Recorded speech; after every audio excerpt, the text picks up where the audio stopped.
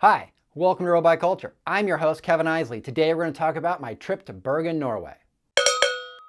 This year, my cycling club and I decided to go to Bergen, Norway to watch the 2017 UCI World Championship race. Bergen is an amazing city and I recommend it to anybody. Bergen is the second most populated city in Norway. Surrounded by 7 mountains, Bergen is also known as the gateway to the fjord. The climate in Norway is mild in comparison to the rest of the Scandinavian countries, and especially to Oslo, even though Oslo and Bergen lay on the same latitude line. It has a mild winter, but it does get a lot of rain, and it rained every day we rode in Bergen. In fact, the only day it didn't rain was during the men's championship race. And it was in that race that Peter Sagan won an unprecedented 3rd straight UCI World Championship race.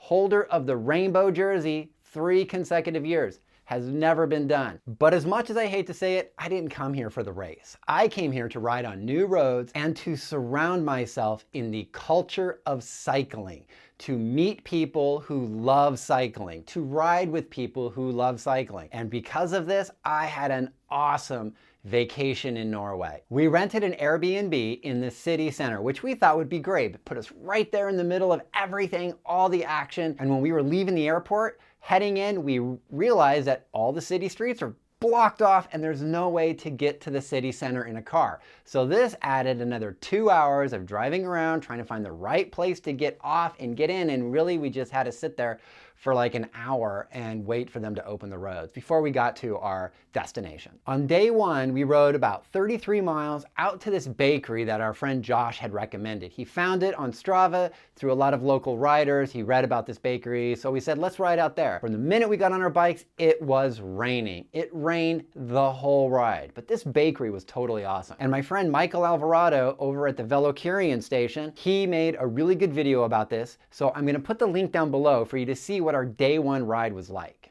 So on day 2, we found out that Parnamal Studio was hosting a ride from Kibosh Glasses in the city center. This was where they located their pop-up store for the World Championship race. So we made our way from where we were living through all the cobblestone streets, the closed roads, went over to Kibosh, met up with Patrick Andreessen, a designer for PNS, and Philippe Eidsheen, something like that. Can't really pronounce a lot of these names. Philip led us on a 43-mile ride around Mount Floyen, which is the mountain that has the troll garden. If you ever heard of the troll garden in Bergen, Norway, this was the mountain that we went around. It was 43 miles, 2,600 vert, but having it led by a local really made the ride great. We found trails we wouldn't have found before. It got us off of the main roads, and riding with the Parnamal people was really, really fun. I talked a lot to Patrick about what Parnamal means in the cycling industry. What are they going for? What's their future going to be? And how are they handling all the competition in what is becoming a really saturated market? And Patrick's answers were really cool. And now I got to tell you, I'm really into this brand. Parnamal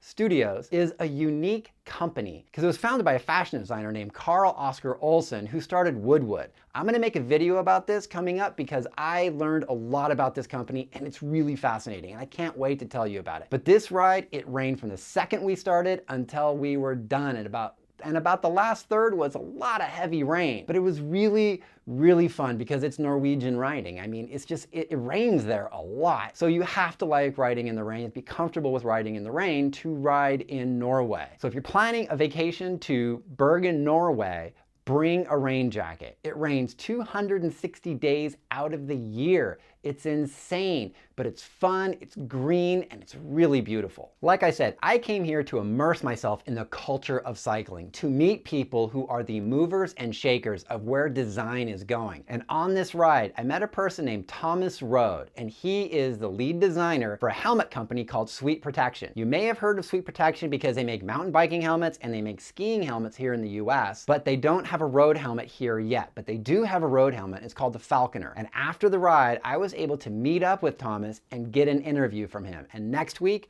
that interview is going to be on this channel. After the ride, they provided really good sandwiches and they provided an excellent Danish beer, which I really did like. And This is the reason I went to Norway. I really wanted to surround myself with the culture of cycling. Yes, it's great that there was a bike race to watch. Yes, it was really amazing to see Peter Sagan win a 3rd championship in a row and make history, but I didn't really go there for that. I went there to meet incredible people. And between Thomas Road and Patrick Andreessen, these are amazing people, and they are creating some of the coolest stuff in cycling right now. They are leading our sport as a lifestyle into the future. On our 3rd day of riding, the majority of the ride was a ride we had already done on day 2. We took some of the same roads and we got out, and then we got a little bit lost. We got on this highway and then we went through an industrial park. So really it wasn't that great. And I was really giving my friend Mike Alvarado, who planned this ride, a lot of crap for this. But then the place we were actually heading to, this climb, that was spectacular. It was beautiful. It was steep. It was hard. And it was the best reason to go on this ride, going through the strip malls and the industrial parks and riding most of the same roads we had already ridden. But for this one little section, it was beautiful and worth it. And sometimes the destination is better than the journey. While in Bergen, I took a lot of pictures, a lot of really good pictures, and I am still editing them down. And I'm gonna put them up on my Facebook page, My Trip to Norway. So if you wanna see these pictures, go to Facebook, like my page. I'm gonna put the link down below, and enjoy the photos I put up. And I try to put stuff up on Facebook every single day. Usually it's just articles from around cycling that I think are really important. So I hope to see you on Facebook soon. Well, I think that just about covers it. My trip to Bergen, Norway for the UCI World Championship race. It was awesome. It was spectacular. It was everything I wanted. It was culture. It was meeting people. It was watching a great race. And it was new roads. And new roads are always the best roads. If you like this episode, give it a thumbs up. If you're new to my channel, hit that subscribe button. And as always, I'm on YouTube, I'm on Twitter, I'm on Facebook. I'm everywhere, people. And until the next time, I hope to see you out there on the road.